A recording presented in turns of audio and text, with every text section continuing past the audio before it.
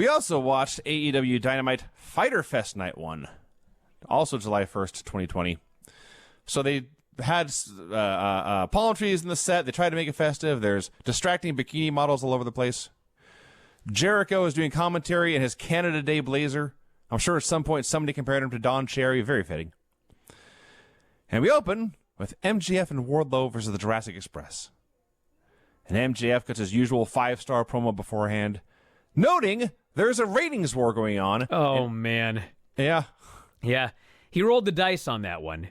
Yeah. And clearly he was thinking that they were going to win the evening. Yeah.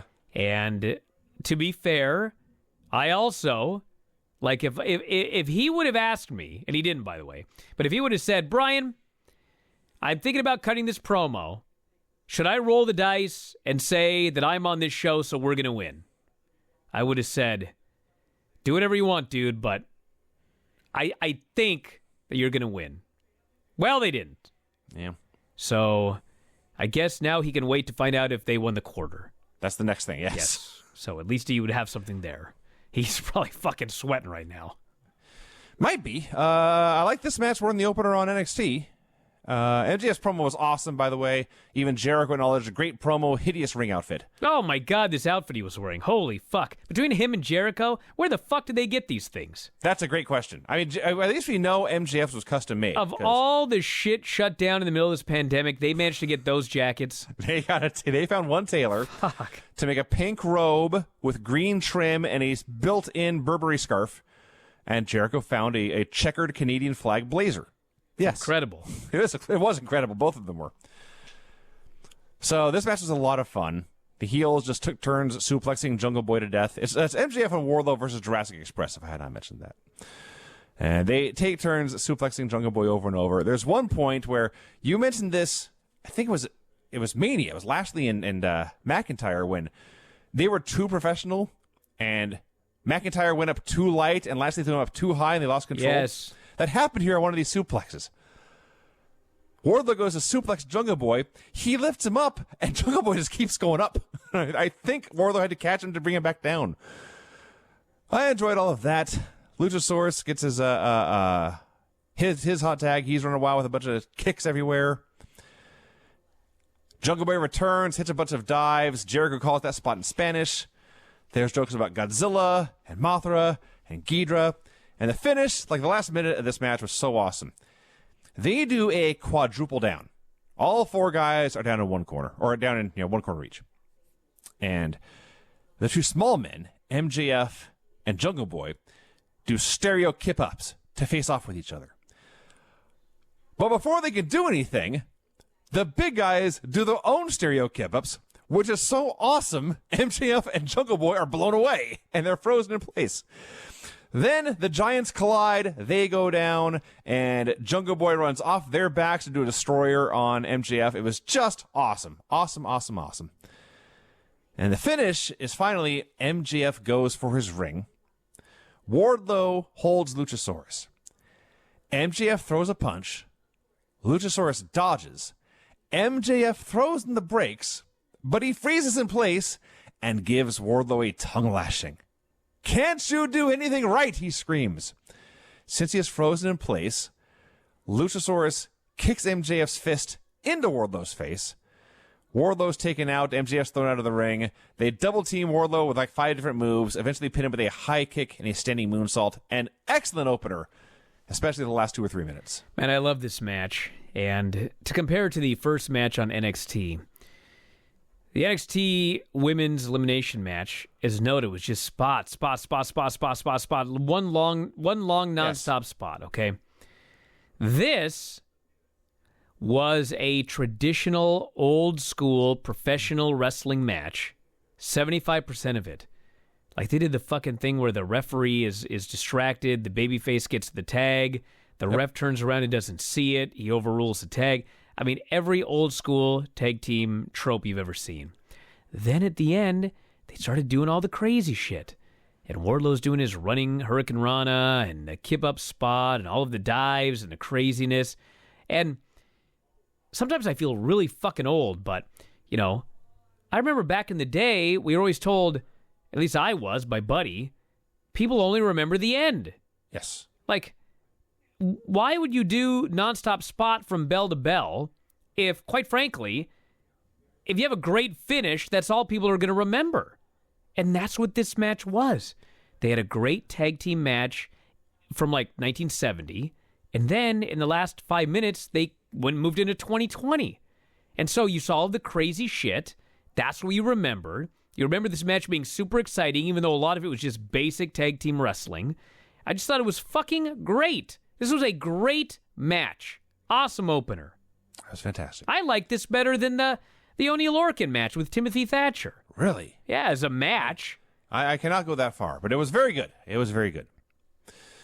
Next week, after Fyter Fest, AEW Puppy Battle Royal. Yeah. And based on the video that aired, that's exactly what it sounds like. And no, I don't know why or why. Dude, I used to do these with my cats. Someone got me one of those toy wrestling rings for Christmas. This was before I had kids. Like, they got it for me. Maybe Brian will play with this. So I just put the cats in it. And they wrestled in it. There you go, then. Yeah. I don't know about dogs. I guess we'll find out. Lance Archer and Joey Janela are brawling in the crowd. Oh, poor Joey. I don't think it's going to go well for him. No, just the fact that he tried to take his shirt off and he got stuck. No, I didn't even see that part. Oh, my God. It was like time stood still. You see, stuck in this shirt. Jake is howling with laughter. Jake cannot stop laughing. And, Archer just stands there waiting for the poor guy to get his shirt off. And he finally gets it off and they start brawling. I was like, live TV, baby. That's what happens. That can happen. That can happen. Tonight on Fyter Fest Night 1, Private Party versus Santana and Ortiz, who apparently are no longer proud and powerful. They are just Santana and Ortiz. They've been losing a lot, so they're less proud lately. Maybe that's it. Maybe less powerful. Could be that as well. Cody versus Jake Hager for the TNT title. Kenny Omega and Hangman Page versus the Best Friends for the tag team titles. And the next match for the women's title, Hikaru Shida versus Penelope Ford. So during this match, Sabian is ejected before the match even begins. The ref's not taking anything. You just go. So not only do they show the dark results on a crawler, they discuss and react to what happened. I forget his name. The dude who debuted against Cody a week or two ago and was so great. He got his win. He got a win on Dark, his first AEW win. Look at that. I win for that guy. Oh, that's Pineapple Pete. And Jericho screams, I hate Pineapple Pete. So I didn't write any of this down, so I don't really remember that guy's name, for example. But if I'd wanted to, I could have. That's an improvement. Every week, it's a little bit better. So Shida and Ford are just having this great match. A lot of good wrestling on Wednesday night. Shida kicks out of a stunner.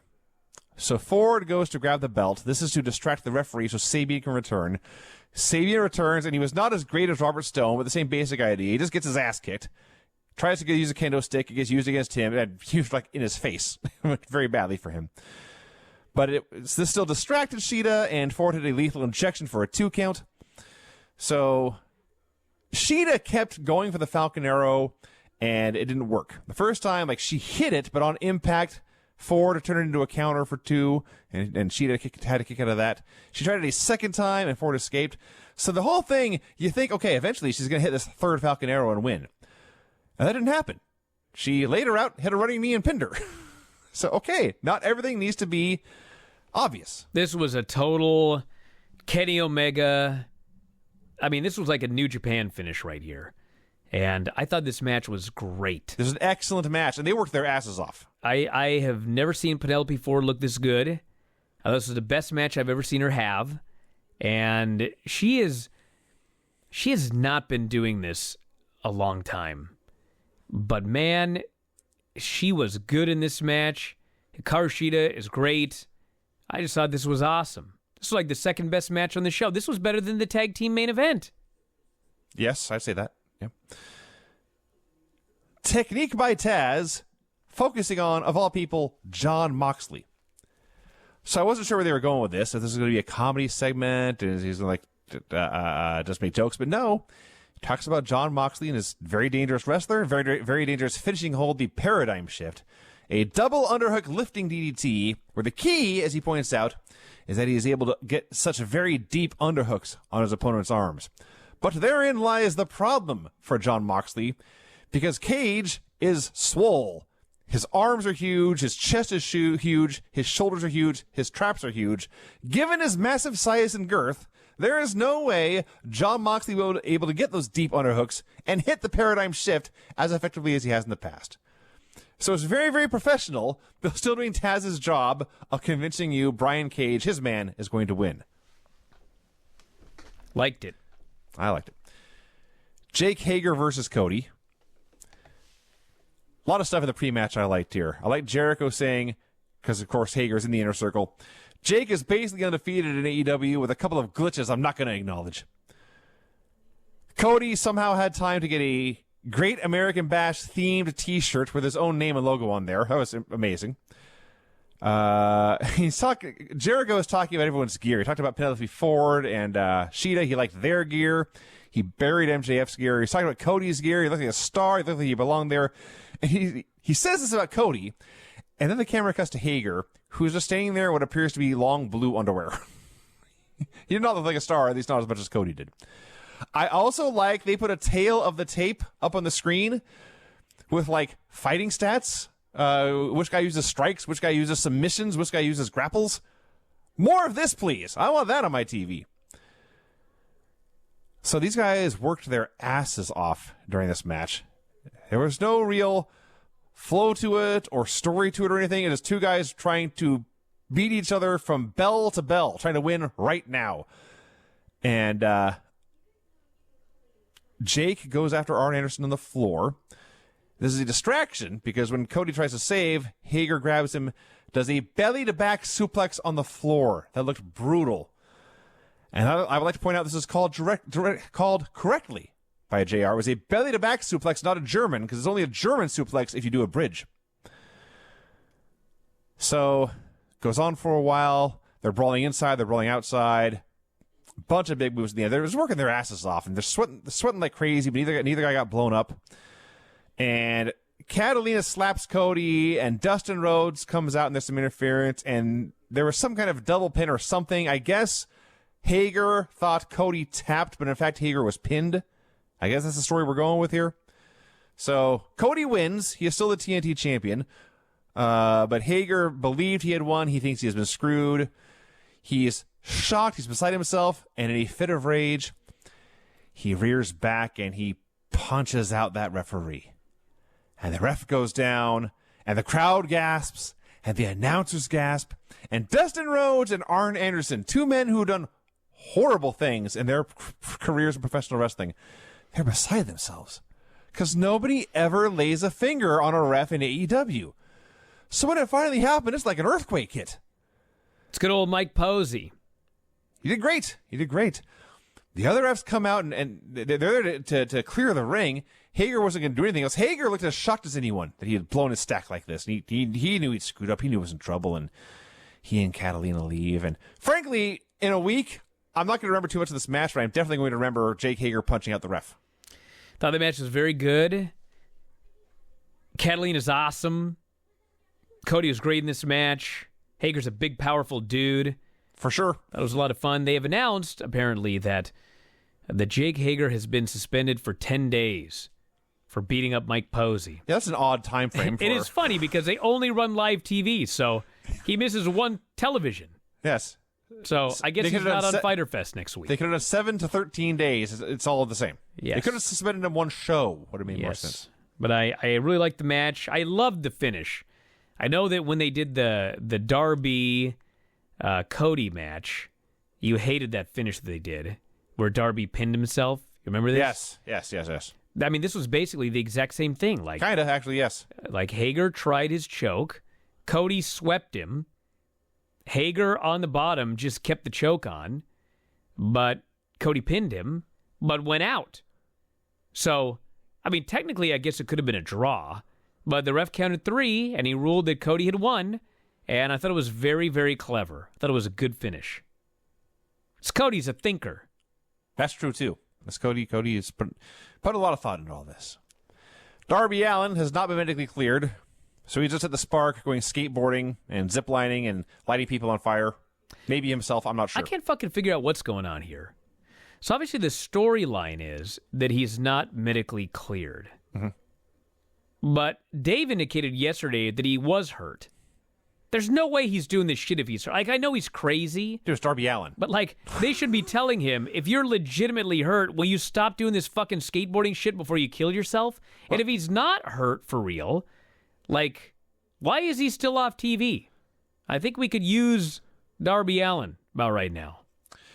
If he is hurt for real, they can tell him, stop doing the skateboarding shit. He won't, because he's Darby Allin. He's going to go fall off things and splat in the concrete. Well, yeah, but I mean, if they don't want him doing it... But they don't have to put it on TV. Well, yeah, it's a point. Like, if they don't want him doing it, they're not going to put it on TV. So I think they're fine with it, which means to me he's probably not hurt. I don't know. I'm afraid he's going to kill himself doing this shit. But he's Darby. It's at least as dangerous as the wrestling. It's worse. Yeah. Dude, I was at a skate park in Cannon Beach, and fucking trust me, it's way worse than wrestling. It's fucking cement. And the real crazy guys don't wear nothing.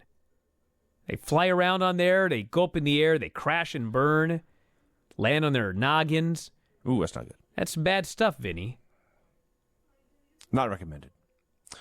Orange Cassidy joins the announce desk. And Jericho is outraged at first, but he calms himself down. As Pat Patterson once told me, he says, I've got a match with this guy next week. I'm not going to worry about dipshit Cassidy. Santana and Ortiz versus Private Party. The match was just 500 random moves in 10 minutes. The highlight of the match itself is somebody hits something. I don't even remember what. And sounds like a great highlight. Well, I'm getting there. Shivani, or probably Excalibur. Excalibur calls the move what it is. It has some wacky SoCal indie name. And Jericho screams, "You made that up!" And there's a pause. And Shivani asks, quite philosophically, are the names of all moves kind of made up? And he's got a point. He's not wrong. Every move had to be made up at some point. I don't remember the name of any wrestling move in the Bible. No. The Ten Commandments did not list wrestling holds. I don't believe so. So eventually, Santana and Ortiz try to use the Mad Ball. Matt Hardy is there to take it away. The finish was great. I don't even know how they pulled this off, but on the one hand, Private Party's finisher is a gin and juice. One guy has a top rope Rana, and as the opponent is flying through the air, the other guy catches him in a cutter coming down. It's a pretty elaborate move. It takes a while to set up, and everyone's got to be in a specific position. So when they're going to set up this finish, you can see where everyone is, and like from a mile away, I can see what's going to happen. But when the time comes for it to happen, they still made it look like it came out of nowhere. I'm not sure. I can't explain how they pulled this off. It was amazing. They hit the gin and juice. They win. And that's it. That was what I got out of the match. Yeah, I thought it was rough in spots. There were a couple of spots where, like, Mark Quinn climbed up onto the ropes or something, but he just fell down, and then he's stuck in the ropes, and they can't get him out. It was rough in spots. They're still very green. Even though these teams have worked together like a million times, they still have problems in their matches. But the finish was awesome. And as I noted earlier, all anybody remembers is the finish. That's true. So this was good. Then Jericho screams at Orange, throws water in his face. Orange gets up. I think Orange was asleep. None of the announcers called attention to it, but I think that was the gimmick, like he fell asleep watching the match. Yeah. So there's 85 guys holding back Jericho, and Orange is just standing there, and he leaves. Yep. That's what Orange does. And Jericho's screaming about next week, and I think it was Jungle Boy and Pineapple Pete were actually the two guys standing by Orange just in case. Yeah, just in case. He got wild hair, but he's orange, so he just left. Omega and Paige do a promo. They love the best friends, but everyone's saying they deserve this title shot. The word deserves got nothing to do with it when my title's at stake, Paige says. And Omega says, every week we're out here facing another challenger. Every week we come out on top. In the end, it's always goodbye and good night. Or good night and goodbye, whichever it is. Next week, Nyla Rose in action. SCU versus Dark Order in a trios match. Lance Archer versus Joey Janela. It is then announced that, yes, Private Party are now getting a title match on night 2 of Fyter Fest. That came out of nowhere. Well, it did, but they got a big win. Well, they did, but they could have announced that before the match. I mean, it's not like, I hate to do this comparison, but remember when Johnny Gargano lost to Keith Lee And then it's got a match anyway? And then the next week he was in a title match. And I was like, what? Yes. Like, there's rarely a match in AEW where I just think, what? How is this person getting... Well, they just won a big match. Yes. And they were winning matches on Dark. Yes. And if you win, you get a championship match. I wouldn't have booked it on Fyter Fest, but that's the match. The few times I've had that question, it's usually explained very quickly and succinctly, and it makes sense. Yes. On AEW. Things do make sense here. So, let's see. Private Party versus whoever wins tonight for the tag team titles. Orange Cassidy versus Chris Jericho. And the Young Bucks and FTR versus the Lucha Brothers and the Butcher and Blade. And yes, now in 2 weeks, at Fight for the Fallen, it will be Jon Moxley versus Brian Cage. So we'll see what's the main event next week. They implied it would be either that tag title match or the 8-man tag with the Bucks. It's got to be the 8-man tag. It's got to be. They may have something planned with Orange and Jericho. There may be a good reason Orange and Jericho is not the main event. I guess it could be Orange and Jericho. On paper, that's what I would go with. Well, if you had a crowd, for sure. Yeah. So 2 weeks, Fight for the Fallen. Jon Moxley versus Cage for the AEW World title. And then Taz and Brian Cage come out to address this. Taz formally announces to everyone, title match has been delayed. It will be in 2 weeks. Some people may think we're totally upset, but no, we're very cool with that. We had a very friendly conversation with Tony Khan, who let us know that Jon Moxley is concerned for the health and well-being of the athletes and crew in AEW. But he can't help but note that Moxley has been tested at home twice, been negative both times.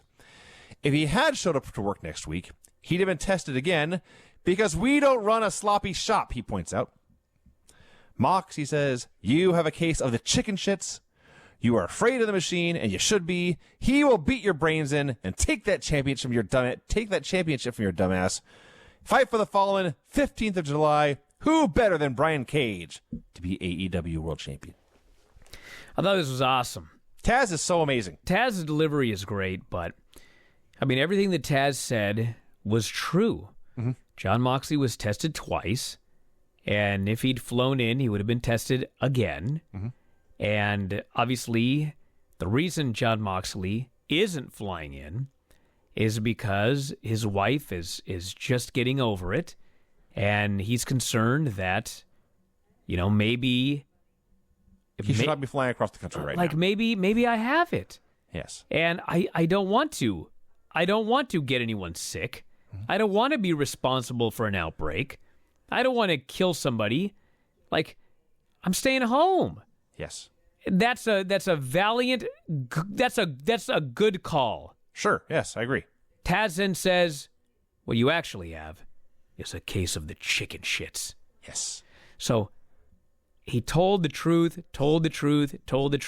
and then lied. Yes. And just was an asshole about it. He's a dick, that's the key. He was a huge dick. Jon Moxley is doing what he believes is best for all of his coworkers, and Taz accuses and the planet him Earth of being a chicken shit. Yes, this whole thing was great. Yes. Best Friends versus Kenny Omega and Hangman Page. I think the highlight of this match was actually beforehand, when the Best Friends are, literally, as the announcer says, driven to the ring by Trent's mom in a minivan. That's what people are going to remember about this match more than anything else. So they get driven to the ring in a minivan by Trent's mom, and Omega and Page do their normal entrance, and they're talking about Omega's stellar singles career, where he's known for producing 5-star matches, and Excalibur corrects Ross and says 5, 6, even 7-star matches. And Ross replies, well, let's not get carried away. Come on, Mark. Maybe Excalibur's real name is Mark. I don't know. I doubt it. Just made me laugh. FTR comes out to watch because, of course, the winner of this is the tag team champions. They're interested in that. So they're doing this match, and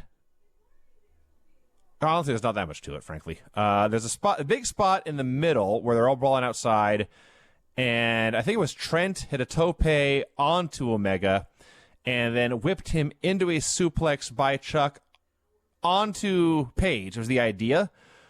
What actually happened was Omega got suplexed, and his head crashes into the ground, and his legs crash into the guardrail. It looked absolutely brutal and savage. And then 2 minutes later, Omega was doing a missile dropkick off the top rope. So Best Friends went for a strong 0, which is the 4th different stuff pile driver in this tag team division alone. Omega breaks up that pin. He gets awful waffled. The Best Friends do the least dramatic hug spot ever. There's a bunch of pile drivers, and then Paige just pins Trent with a buckshot. And it certainly wasn't a bad match, but it was pretty flat, and it was definitely forgettable. Well, first off, Vinny, not to kill anybody's gimmick, but Excalibur's first name is Mark. Oh, there you go then. Yeah. Now, as far as this match here, I mean, when I talked about the Oney Lorcan Timothy Thatcher match, I said I built up expectations in my head, and this match delivered. Well, I built up expectations in my head for this match as well, and this match did not reach those lofty expectations. Wasn't a bad match. I thought it was a good match, but I was expecting like a blowaway. Kenny Omega, Hangman Page, Best Friends, tag team match. And there were some cool spots in there. I love the awful waffle. I mean, there was some good stuff, but at the end of the day, it was a tag team match. A good one, but it was just a tag team match. So, I loved this show when I watched it live. And, you know, when the night was over, like, I was sure that they were winning the ratings battle. And I was pretty goddamn sure that they were going to win my vote this week. But as I got thinking about it today, I mean, the second hour of AEW was not as good as the first hour. No. And even though the second hour of NXT had that fucking Dexter Lumis Roderick Strong match, it also had Io Shirai and Sasha Banks with no commercials. And I really, really, really liked that match. So, I'm going to go first here today, Vinny. All right. I was sure that I was going to give this win here to AEW. But upon reviewing both shows and thinking about everything, I am voting a tie. A tie. A tie. I believe these two shows tied. I thought they were equally very, very good.